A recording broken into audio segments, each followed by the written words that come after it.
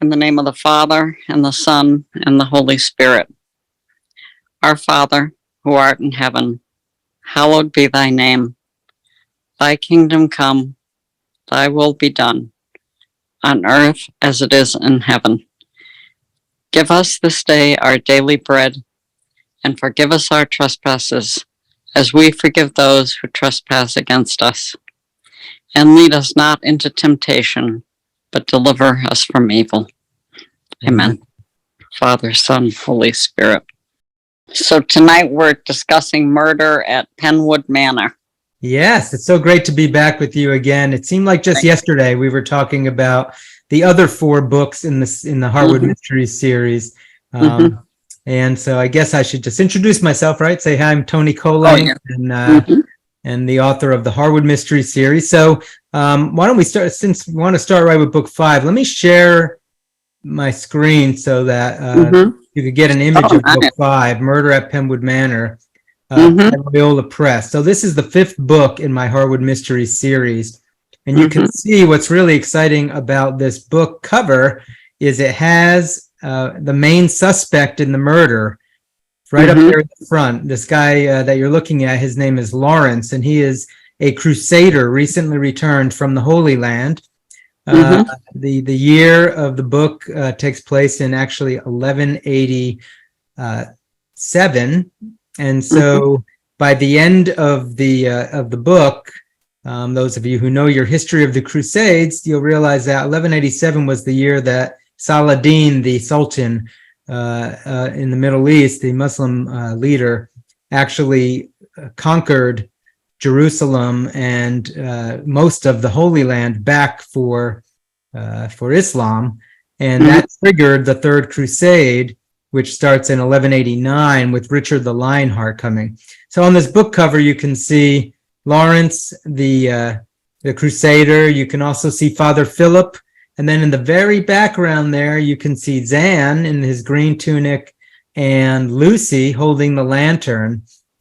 And those are, of course, 2 of the main characters that have been following me through the series. But so book 5 takes place in 1187. Xan returns to Harwood Abbey, which is where we get the name of the mysteries, the Harwood Mysteries. And he's there kind of on a visit with his friend Lucy, who is actually at the nunnery there. She is a novice nun.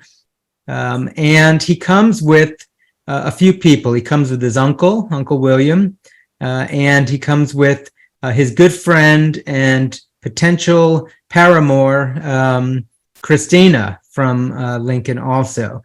And so we have Xan, Christina, and Uncle and Father Philip returning back to where Xan started the series at Harwood Abbey. And one of the manors, because the Benedictine monks back in the Middle Ages were, large landholders in England. And so this is going on during the time when feudalism and the manorial system was in place. And so it wasn't unusual for the Benedictines sometimes to have many manors. They were very rich, actually. This particular abbey is not particularly rich, but they do have 2 manors that they basically own. And one of them is Penwood Manor.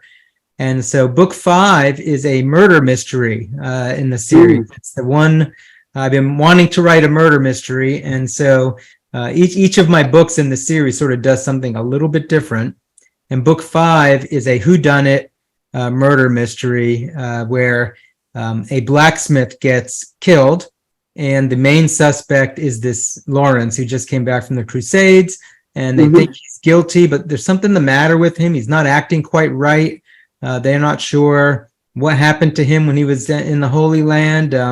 Some theories that are thrown out throughout the novel, or maybe he's possessed by demons, perhaps, because he dreams of demons and this kind of thing. So they don't know quite what's the matter with him, but he's not in his right mind. And Xan and Lucy and Christina think that he may, in fact, be innocent of the murder and that somebody else did it, but they only have a few days to try to solve the actual crime, because the sheriff is going to come back soon and hang Laurence in the gallows for this murder unless they can come up with evidence that he's innocent.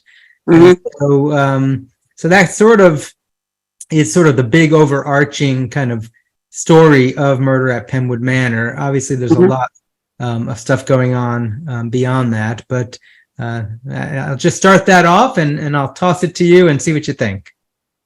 It sounds pretty interesting. It's it sounds like it's a fun, a very clever and very fun story with a lot of ins and outs, I bet, so that people go down the wrong path thinking the wrong person is the murderer.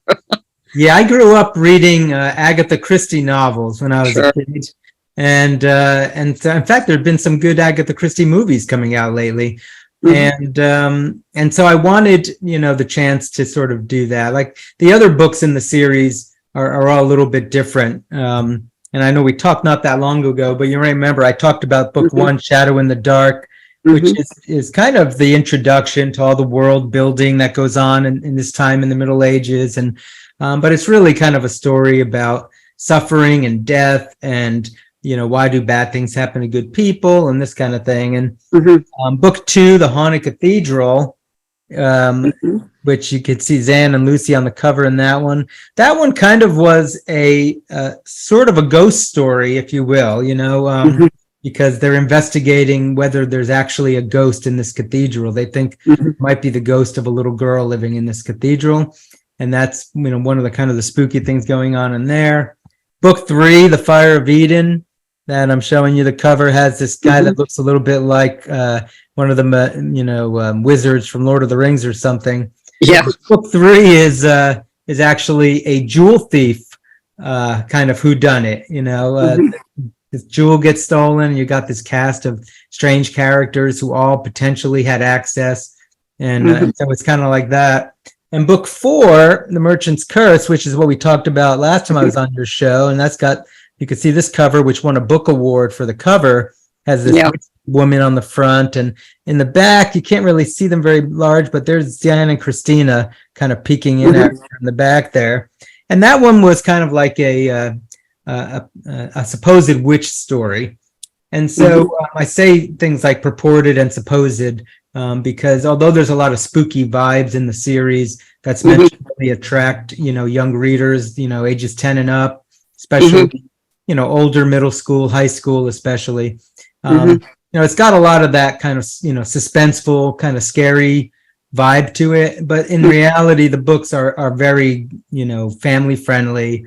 There's no, occult, anything that's trying to, lure our kids to the dark side. It's the opposite.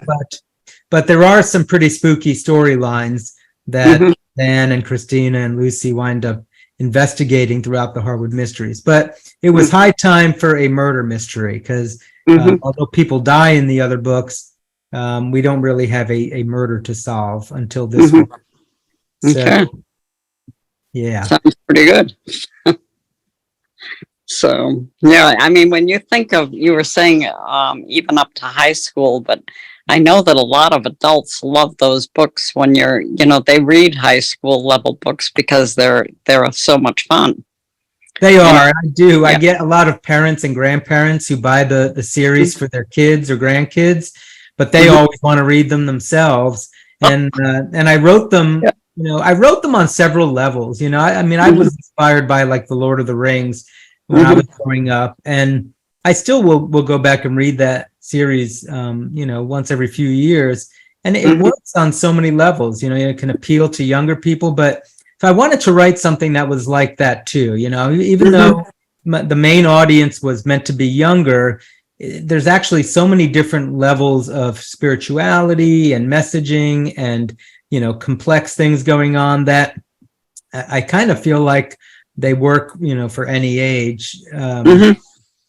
But yeah, it is fun to read.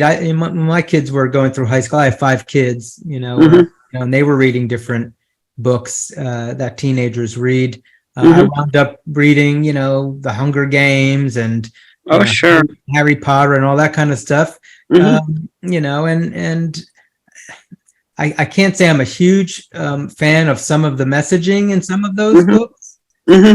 But that was one of the reasons why I wanted to write a series like this, where you could kind of have, the kind of that intense, suspenseful kind of messaging to the kids, but also have it be on topics that parents are not going to freak out about. So yeah, so Murder at Penwood Manor actually does that also. In each of the books, I try to do something a little different about kind of what is one of the sort of moral things going on in the background.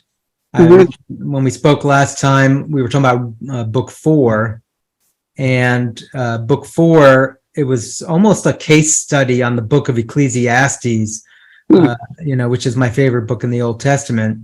And so in book 4, The Merchant's Curse, all of the characters are sort of dealing with these different vanities of life that they're focused on, whether it's fame or wealth or good looks or, just, having friends in high places, all the things that we cling to in this world. And if you remember the book of Ecclesiastes, King Solomon, or the voice of King Solomon, is saying, vanity of vanities, everything is vanity. And he goes through and talks about the wisdom he learned in his life. So that was like a big theme in book 4. But for book 5, I wanted to look at something that I don't really see talked about a heck of a lot. And it's not something I think that's also very understood. And that is the vice of envy, and how sinister a vice that really is. And, we often mix it up with jealousy, and we kind of use the two words synonymously. And so what I did with book 5 is, of course, it's a murder mystery. Envy is in fact the source of the first murder ever recorded in the Bible, right? With Cain and Abel. Abel offers his sacrifice to God, which is accepted. Cain's sacrifice is rejected. Cain is envious of his brother, and because he can't handle it, he decides to go out and murder his brother, and so that at least his brother won't, have this thing that he doesn't have. And that's really kind of the sinister heart of envy, which is why it can be associated with murder, is because, people will sometimes do horrible things, really just because they would like to have what someone else has, or at least deny that person what they have. And so that's kind of a theme that goes through the book. Different characters are sort of dealing with different levels of envy. And of course, envy is critical to why the murder takes place in this book too. And so Xan, my main character, and Christina and Lucy are all sort of, as they're going through solving this, you kind of can see what happens with, different people's lives when they envy kind of guide them to one extent or another. And, we're all sinners, and we all struggle with various vices. And I'm sure at some point in our own lives, we've all been envious. And so it could happen to anybody. And so you can kind of see it even in some of the really better characters or holier characters. If you don't watch out, envy can sneak up on you. And so you kind of see how that plays out too, in the context of this murder mystery. So I kind of like to do that kind of thing with the books. And in book 5, it was time to talk about envy. Well, it's a pretty bad problem. Yeah, I suppose with all the social media and celebrity status and all these, YouTube and, TikTok sensations, we're teaching our teenagers to envy all these other teens who have, all these followers, or they look prettier than they are, or whatever else. Yeah. They want what they have. And actually you see it play itself out. Teenagers tearing each other down on social media, on the comments, or, and if you really drill down, I think you see a lot of that is probably generated by envy. They feel like they're not good enough, and they want to, they want to take it away from somebody else who seems to be successful. Yeah. So that's going on really in the background of all my different characters also in 5. So I know last time I was here, we talked about each of the books, a little bit more. And I know that, your listeners can always go back and talk about some of that. But the other vices, or, kind of moral themes that I wind up exploring in some of the other books. Sure. Book 3, the Jewel book, The Fire of Eden, with the kind of Gandalf guy on the cover. The theme of this one was really about pride. My main character, Xan, kind of gets full of himself in this book because he's had so much success solving mysteries. He suddenly thinks he's like the best mystery solver in the world.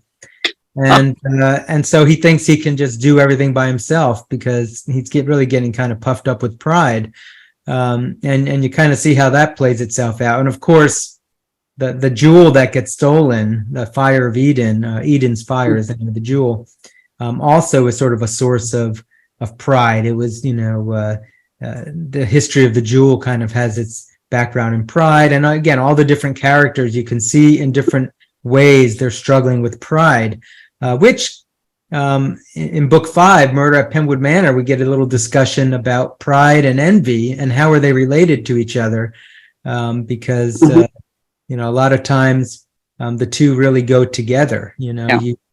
You're envious, you want something, and you want to do it your way, you want to do it yourself, you want to be the center of everything, and so the two can go together. That's how Satan, right, falls. He's all of God's power. He gets puffed up with pride that he wants to be the top guy.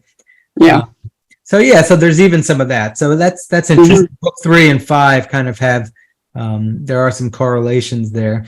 Book 2 is about forgiveness. Xan has to forgive the bandit who killed his family in book 1, and that's the haunted cathedral.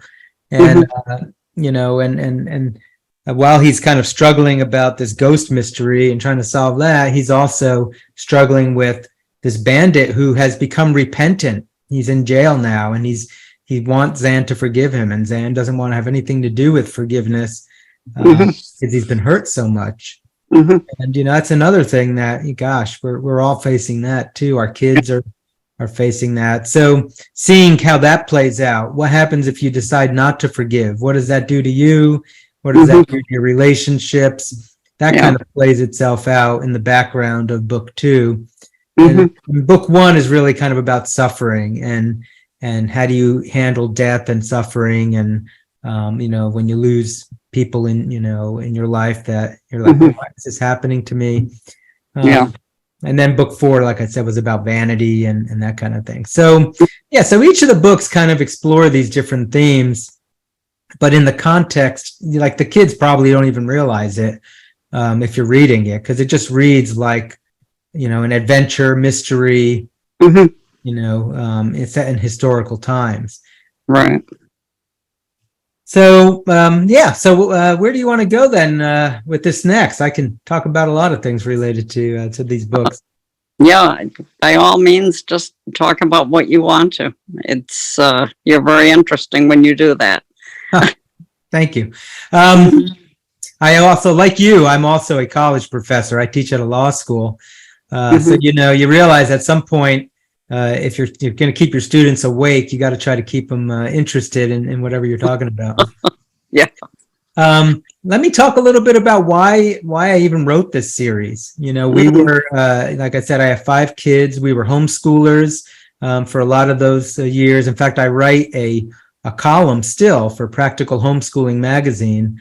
So I know I have a lot of homeschoolers who are near and dear to my heart. And this is the kind of series that homeschoolers would love because, I kind of wanted a series that not only had all kind of the bells and whistles of like a Harry Potter, but also was historically based. So I can kind of, talk about a really interesting time in history. Right. And then also had all these kind of positive messages and kind of learning things, but that all of that stuff kind of is organic to the plot of a kind of a mystery adventure. At the end of the day, each of the stories reads like a mystery adventure. And, if you happen to learn stuff and get good messages, that's sort of like, oh, did that happen too? I don't want my readers to, feel like everything's planted here for, for that reason. That's not really good writing at that point. No. And so I wanted that kind of a series out there. And, I started many years ago writing the first one, Shadow in the Dark. It took a long time, many versions of Shadow in the Dark.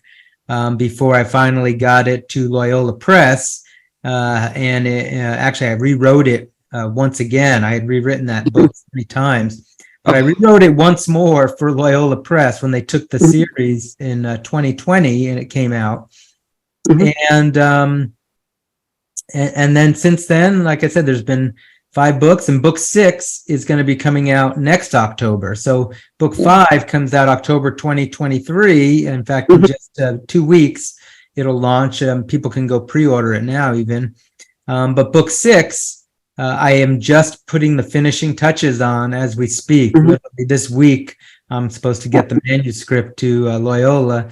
And that will be the end of the series. We've decided we're going to end it at 6. I wasn't sure. Last time I talked to you, I said, I have a whole nother trilogy in my mind about the Crusade. I remember. Crusade. Yeah. That's going to have to come at another time, perhaps. We decided 6 is a nice, good number to end it with. And so I'm putting all sorts of great series ending, excitement into the final book. Kind of all these other books have been sort of leading up to what's going to happen in book 6. So maybe we'll talk about that next year. But so that's going to end the series. But I wrote the series so that you could have a place where, just teens and like you said, even adults. But teens were my primary thought on this. Go and feel like they had a really good, good series to read, and that they liked the characters.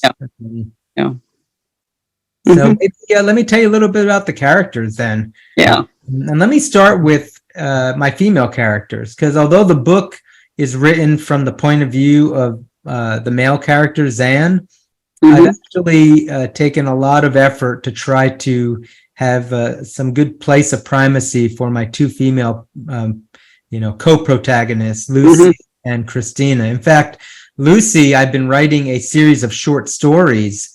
Are you familiar with CatholicTeenBooks.com? Yes.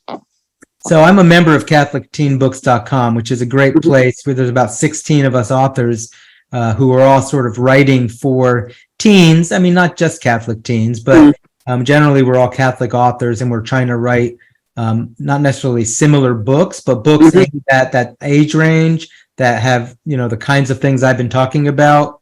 Right. All of us authors on that website are interested in. You can find just about any kind of a book there on CatholicTeenBooks.com. But I've been they've been releasing a series of anthologies, and the last 2 anthologies they released, one was released during Lent this year called Ashes. Ashes, Visible and Invisible is the name of that one. And the one that was released around St. Patrick's Day 2 years ago was called Treasures, Visible and Invisible. And I bring these up because in each of those 2 two anthologies, I have a Lucy short story. I wanted Lucy to kind of have her own, spotlight on her. She kind of is with Xan from the beginning in book 1, all the way through book 6, actually. And so I have a series of Lucy mysteries, and 2 of them are in these anthologies. I've got one that's a standalone. I've got 2 more planned to release, and then I'll probably release a Lucy anthology. But so Lucy is a really amazing character. She is, starts off at age 11 in book 1. By the time we get to book 6, she's about 15, like Xan. So her and Xan are aged the same. And, she grows up in England at a manor, living with her, 3 older brothers and her dad. Her mom dies when she's, at birth. So she's raised around all these men. And she wants to, she winds up at the Abbey because her father has to travel. So he drops her off essentially at the convent or nunnery, where some girls are left sometimes, so they'll be safe while their fathers are not around and they don't have a mother. And so that's how she meets Xan, because he comes to Harwood Abbey and she's there at the nunnery, just sort of hanging out for a few months, waiting for her dad to come back. But she's a very holy girl. She's very oriented towards God. She sort of is in many ways Xan's conscience and his faith mentor, if you will. And she's got a real pure heart. Just a really, she's not perfect. She's got her issues, and you see they come out, especially in the short stories. You get to see some of her issues, but she's a really sweet girl. But she's really oriented, towards heaven and towards God and living life. Xan, my main character, protagonist, male, he's a great kid, but he struggles with a lot of stuff, and in a lot of ways, Lucy kind of is his conscience on some of those things. Like I said, in book 2, he does not want to forgive. In book 3, he's proud, and so you see him sort of play out some of these things. In book 1, he wants to despair because he's, feels like his whole world has crumbled on him and he doesn't know what to do now. So he's a great character, but he's a very human character, and Lucy is a good counterweight to that. But I needed another female character also to sort of be a counterbalance to Lucy, and that's where Christina came in. In book 2, Xan and Lucy travel from the Abbey. They wind up in a major city in England called Lincoln. And in Lincoln, there's this cathedral, and there's in 1185, there's a major historical event that occurs in this cathedral. And so Xan and Lucy wind up being in the cathedral when the event occurs, at the climax of the book. So, but when he gets to Lincoln, he meets Christina. And Christina is a year older than him, sort of like this very sassy, like she's a little older than him. She's very pretty, kind of a redhead, and is much more of a worldly kind of a girl. Not that she's a bad girl; she's a very good girl. But she kind of has her focus. Her parents want her to marry a rich man, because she's so pretty and she's grown up in the city. She just has a different view on life and what it is that she should get out of life. And so you kind of see her and Lucy are kind of good counterbalances.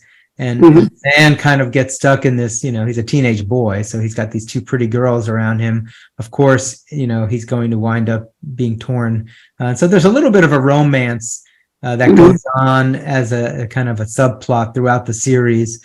And a little even bit of this, is Xan going to wind up marrying one of these girls one day, and which one? And how do the girls handle that, when they have to be around each other too? So there's that's kind of fun. And book 5, Murder at Penwood Manor, really finally gets to really bring that into the spotlight because, Lucy has been at the Abbey. Xan has been in Lincoln with Christina. In book 4, Lucy didn't even make an appearance in book 4, except a letter that is written. So book 4 was all about Xan and Christina. And now in book 5, Xan and Christina travel back to the Abbey, and they wind up sort of being, with Lucy again. And so now you've got this brewing romance between Xan and one of the girls, and you kind of see, and of course the theme of the book is envy. So that can easily work into the plot too. So, there's a sweet romance going on, in the background here too. So I didn't want, my female readers to feel like this was a book series that was just meant for boys. Cause, the main character's a boy, it's in the Middle Ages. There's lots of, adventures and swashbuckling and spooky mysteries. But every series needs to have like the Hermione of Harry Potter. She's such a cool character in that series, and you need to have some really strong female characters. And so I think I've got 2 of them, and I love both of them. I think I like Christina even more because she's so much fun. She puts Xan in his place constantly, and it's just a lot of fun. So there's a lot of that kind of fun going on in book 5 between Xan and Christina, and then Lucy, and how that all plays out, which I won't spoil. But so yeah, those are my 3 main characters. Of course, there's other characters, some mentors, priests and monks, and nuns at the Abbey and things like that. And so there's lots of discussion that goes on, about spiritual things because it takes place in an abbey. But yeah, so anyway, so that kind of sets up, I guess, we've got the main plot points, we've got our main characters, why I've written it. I guess I should probably tell you how are the books doing? And I'd like to say they're doing great, because the series has actually won over a dozen book awards. Each one of the books has got at least one gold medal. Some of them have multiple gold medals from, Catholic Media Association, the Association of Catholic Publishers, the Illumination Awards, the Independent Press Awards, all these different, and I say that not to just puff up myself with pride, but to really pat Loyola Press on the back, because they went out of their way to produce a really high quality book here. They've got maps inside. You already saw the artwork on the front. They have these maps inside, everything. They have sections in here about, how you should read historical fiction. They came up with curriculum companions, book club companions. Oh. You can use this in schools. You can use this in your book club. You can use it in your homeschool group. And they just put a lot of, effort in the editing of the books. And so I think that, has paid off really well, because they've been very well received, by the critics. And so that makes me feel good as a writer too, of course. But I say all that to just say, if anybody is wondering about the series and, but what's the writing going to be like? It is hopefully pretty good writing. At least Loyola tried to make sure that they took what I gave them and they made it better. So big thanks to them for that. And I guess I should also mention that there are schools that are using the books, especially Shadow in the Dark, because it's the first book in the series. There are several schools that I've been talking to this year. I like to go and do school visits, talk about writing, talk about, the hero's journey, the way of writing, which is, the classic storytelling method in Western civilization, really. Right. Talk about the Middle Ages or the Crusades or whatever the school wants me to talk about with their readers. But I've been to several of these schools, and they're using it as like supplemental material for church history, for social studies. So I'm really thrilled to see that, because that really was getting to the heart of why I wanted this kind of a series. So I think that kind of covers the waterfront on the books for you. What else might you be interested in knowing about? Well, I'm just, obviously you're not going to stop. So, and you have some more things planned. I am imagining you're going to be doing this until you're very old. Some people would say I already am very old, but I appreciate that. My kids would say that, at least. And my wife's been telling me that a lot lately. You're old. She's only 1 year younger than me, but she always says I'm always going to be younger than you. So I guess that works out okay. Like I said, we're going to have book 6 come out. That will round out the series. I am working on several other projects, though. I'm really excited. Maybe I'll come back and talk to you in around Lent if you'll have me back. Sure. I have a book coming out from our Sunday Visitor, just in time for Lent and for the final year of the Eucharistic renewal. Sunday Visitor wanted me to write a middle school mystery that would really bring forth the kind of the Eucharist in some way. And so I wrote a book that's going to come out called Penny and the Stolen Chalice. And in that one, there's a 6th grade girl who's the main character, and she's got to solve a mystery of a chalice that gets stolen off of the altar during a school mass. And so that allows her to kind of have to learn about the Eucharist as she's trying to figure out who would steal the chalice, that's been consecrated, and in the middle of mass. A terrible thing. It takes place at a Catholic school. So that one's a lot of fun. That one's geared more for 4th, 5th, 6th, 7th grade mostly. So it's a slightly younger group than my Harwood Mysteries. But that's coming out. And then I've got another series that I'm going to be doing with Chrism Press starting next year. That's really for college age and 20-something adults. So I'm covering all those age ranges. So I'm going to be busy writing for a few more years. Mhm. you know, but yeah, so the other thing I just would mention, I know we're going to have to leave in a few minutes, but the other thing I would mention is while I've been doing my writing, I also started a podcast and radio show like yourself Oh. called The Shepherd's Pie. Mhm. And that airs on a Catholic radio station in Massachusetts, Mhm. and comes out essentially once a week, and then I have it come out as a podcast after that. Right. Season 1 and 2 really focused on youth issues. It was, talking with a lot of authors of young adult fiction and teen fiction, and talking about all different issues that involved youth. For Mhm. season 3, which I just started, I've kind of changed my focus a little bit and expanded it. Mhm. The tagline for season 3 is The Shepherd's Pie, a slice of faith for our messy lives. And I kind of am talking about practical ways that we can use our faith to help us get through all of the different, curveballs that life throws at us. Mhm. We've all had them.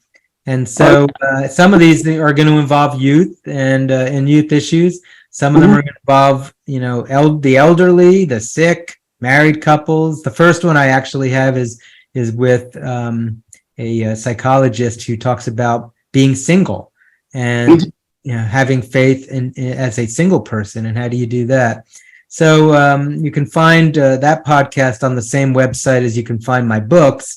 And that's just my name, AntonyKolenc.com. I have another website for the Harwood Mysteries called theharwoodmysteries.com. But you can get to all of that through my author website, AntonyKolenc.com. And so, so I would encourage anybody, if they want to check out that. I interview people. It's 25 minutes to 30 minutes each interview. And, we just talk about different things. It's oftentimes we are talking about writing, because a lot of my guests are authors. So we get them to talk about their books, just like you're giving me the chance to talk about my books. But I interrupt them a lot more than you do. I don't let them just go on and on and on like this. Well, people listen to this radio show not to hear about me, but to hear about the author. So I just kind of guide it gently. That's how I feel too. I'm a little less gentle though, but but we have a lot of fun. We have a lot of fun talking about things, and it's really, your listeners should know there is a thriving publication business out there. Not business, that's not the right word, because nobody's making money at this, but somebody might be making money. I'm not sure who it is though. But there's a thriving publication business out there of books that have great Christian Catholic messages for little kids, for teenagers, for adults. You just got to know where to find them. And, as I mentioned, CatholicTeenBooks.com is a great place to go for teenage stuff. In fact, I think you just interviewed Amanda Lauer the other day. I saw. I did. Amanda's a good friend of ours that I met her through CatholicTeenBooks.com, and also the Catholic Writers Guild, which, we've got a lot of Catholic writers out there writing for people of all ages. So if you're a Catholic and you're a writer, check out the Catholic Writers Guild. Honestly, that's how I got my contract with Loyola. It's because I was involved with the Catholic Writers Guild. Loyola was at one of their conferences, and I was able to be introduced to their acquisitions editor. And pretty much everything I've done in writing has been because I was able to be part of the Catholic Writers Guild. So you can find them easily just by Googling them. If you're somebody who wants to be a writer and you're not quite sure what you're doing, or you are sure what you're doing and you just want to network with other Catholic writers, that's a good place to go. That's where you'll find me. They usually have conferences online once a year and live once a year, and I'm usually speaking at both of them. So it's a good organization. I joined last year. Oh, good. Have you been? Well, I didn't get to see you in Chicago last year. I hope maybe you'll come join us this year. Yeah, well, as you know, my husband died last November, so I really didn't have the oomph to do. I mean, I work. That's the only thing I do is work. Right. But it takes recovery time. It does. Yeah. Yeah. Yeah, that's true. there's that grieving process, that first year especially. I think it's tough for folks to figure out their lives at that. Because everything that you've ever done that you will do on an annual basis, like the holidays, the birthdays, every one of them is different than it was in the past. Gosh. Yeah. Yeah, that's tough. Yeah, it is. But I am looking forward to going. I did go to the online one last year, but I would like to actually go to one. And definitely, yeah. The online one is already registering again for this year. It's going to be in February 2024. You can find all the registration information on the Catholic Writers Guild website. I'm actually giving a talk there, believe it or not on writing, but on podcasting, because this will now be my third season doing the Shepherd's Pie.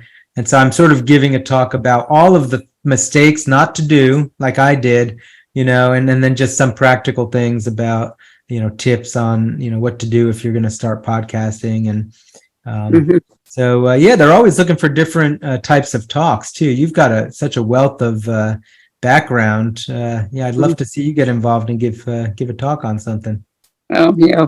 I gave many talks when I was young, but I suppose I could do it again if forced. If forced. Okay. That tells us a lot right there.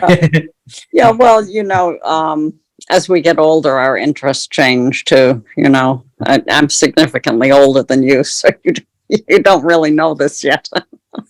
But yeah, I was going to go to the live conference, but just couldn't get the gumption up. Well, yeah, I understand now that you're saying that, but yes, I write memoir, and a brutal memoir about lower class living. So I will probably continue along that vein, because I'm very interested in Catholic social teaching. I taught it for years, and I've looked. I mean, I'm 73, and so I lived through the 60s with the race issues, and things haven't gotten that much better. I mean, I still have. I have had people in class that can barely read who've graduated from high school. Yeah. And it tends to be certain groups, and it's like, there's something wrong here, so that's the kind of thing that I'm more interested in. Yeah. I see it in law school too, believe it or not. I mean, as accomplished as you would think law students have to be, the reading and writing skills they're getting even in college are not what they used to be. No. So it's a constant challenge, just getting their writing, especially their writing, to improve, and getting their, reading, cases is tough. So that's why they need to read the Harwood Mysteries when they're teenagers, and other Catholic teen books, so they can get their reading and comprehension skills up. But anyway, I know we're just about out of time here, but just wanted to say thank you for giving me the chance to talk again about the books, and to plug my website and my podcast. And I hope people will pre-order the books. Sometimes people ask me, well, can I just start with book 5? And the answer is yes. I wrote all of the books so there was enough backstory so you could pick up any book, and as long as you're an astute reader, you should be fine. But I always say, why? Why would you want to start with book 5? Start with book 1, because book 5 has spoilers in it about book 4 and book 3 and book 2. Start with 1 and follow the characters as they're maturing and growing with things, So don't start with book 5 unless that's the only way I'm going to get you to get book 5, in which case start with book 5 and then go back and read the other one. Yeah. Well, so as soon as you get through with the next one, make sure you give me a call. We'll do this again. Absolutely. You're one of the fun. I smile a lot during these interviews. some of them I'm just like, oh, you know. Yeah, no, I hear what you're saying. As a podcaster, you run into that every once in a while for sure. So Yeah. good. Well, I'm glad I made the cut then. Thank you. And God bless you and in your ministry, what you're doing. And I hope to see you maybe in Chicago next year. That'd be great. We could meet in person. All righty. All right. Shall we close with prayer? Please. Yes. Yep. In the name of the Father, and the Son, and the Holy Spirit. Hail Mary, full of grace, the Lord is with thee. Blessed art thou among women, and blessed is the fruit of thy womb, Jesus. Holy Mary, Mother of God, pray for us sinners, now and at the hour of our death. Amen. Father, Right. Holy Spirit. Okay, well, thank you again, and just don't forget me when you've got something else written. Just, let me know, and we'll do this again. Absolutely. Thank you, Cynthia. Take care. Yep. Bye-bye. Bye.